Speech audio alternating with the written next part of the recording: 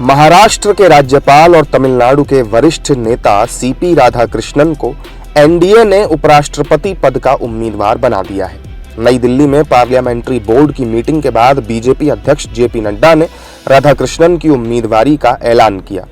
सभी के साथ चर्चा हुई, सुझाव मांगे गए और उसके बाद फिर ये तय हुआ कि प्रत्याशी के रूप में हमारे महाराष्ट्र के राज्यपाल श्री सीपी राधाकृष्णन जी, चंद्रपुरम पुन्नासामी राधाकृष्णन जी, उनको हम एनडीए का प्रत्याशी बनाएंगे और वो एनडीए के प्रत्याशी के रूप में रहेंगे। एनडीए द्वारा सीपी राधाकृष्णन को उपराष्ट्रपति पद का उम्मीदवार बनाए जाने के बाद विपक्षी दलों ने अपनी प्रतिक्रिया जाहिर की।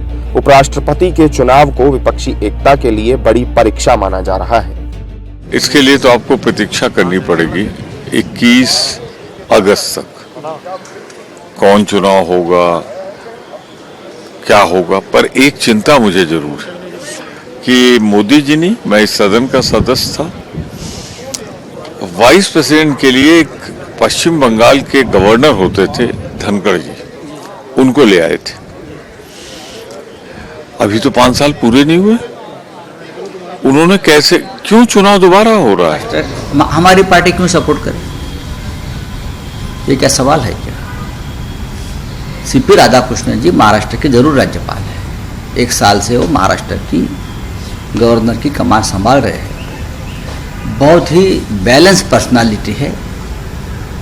तमिलनाडु से आते हैं। तमिलनाडु में भारतीय जनता पार्टी का प्रभाव बढ़ाने के लिए राधाकृष्णन जी ने मेहनत की है। वहाँ के पार्टी के प्रेसिडेंट रहे। आरएसएस जनसंघ के साथ उनका रिश्ता है, जनसंघ के साथ काम किया है। कृष्ण जी का जो नाम आ रहा है तो उससे यही पता चल रहा है वो आरएसएस और बीजेपी के बहुत क्लोज है और महाराष्ट्र में उनको जानबूझ के भेजा गया था जी, कि महाराष्ट्र में जो गड़बड़ हो रही थी या होने वाली थी उसको रुकाने के लिए या कंट्रोल लाने के लिए उनको यहाँ पे भेजा था, ऐसे हम कह सकते हैं। अभी उनको उपराष्ट्रपति वहाँ पे बनाया जा रहा है, उनका अभिनंदन हम सब करते हैं। लेकिन धनखड़ साहब का क्या हुआ वो भी उन्होंने देखना चाहिए, क्योंकि धनखड़ साहब ने क्या किया था, तो उन्होंने जो विरोधी पक्ष है उनका एक प्रस्ताव आया था, सरकार को न पूछते उन्होंने वो सरकार स्वीकारा था। अब सब नेताओं से बात करने के बाद ही देखा जाएगा, वैसे कंसेंसस तो ठीक होता ही। सीपी राधाकृष्णन को एनडीए का उपराष्ट्रपति पद का उम्मीदवार बनाए जाने पर बीजेपी और उसके सहयोगी दलों ने भी इस फैसले का पूर्ण समर्थन किया है। एनडीए के उपराष्ट्रपति के उम्मीदवार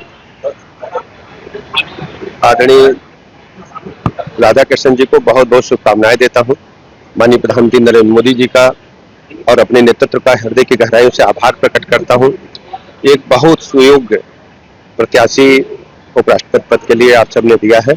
मैं बहुत बहुत बधाइयां और शुभकामनाएं। बिल्कुल हमारी पार्टी स्वागत करती है और एनडीए के उम्मीदवार घोषित हुए हैं और आदरणीय सीपी राधाकृष्णन जी साउथ इंडिया से आते हैं, दक्षिण भारत से आते हैं, पिछड़े वर्ग से आते हैं और हमारे नेता नीतीश कुमार जी हमेशा समावेशी विकास का बात की है। हम लोग का पूरा समर्थन है और बड़े अगले उपराष्ट्रपति वो देश के बनेंगे और हम लोग की पूरी शुभकामना है जदयू परिवार की तरफ से। एनडीए ने उपराष्ट्रपति पद के लिए अपना उम्मीदवार तो घोषित कर दिया, लेकिन विपक्ष की तरफ से नाम का ऐलान किया जाना अभी बाकी है। हालांकि विपक्ष अभी भी पूर्व उपराष्ट्रपति जगदीप धनखड़ के इस्तीफे को लेकर सवाल खड़े कर रहा है।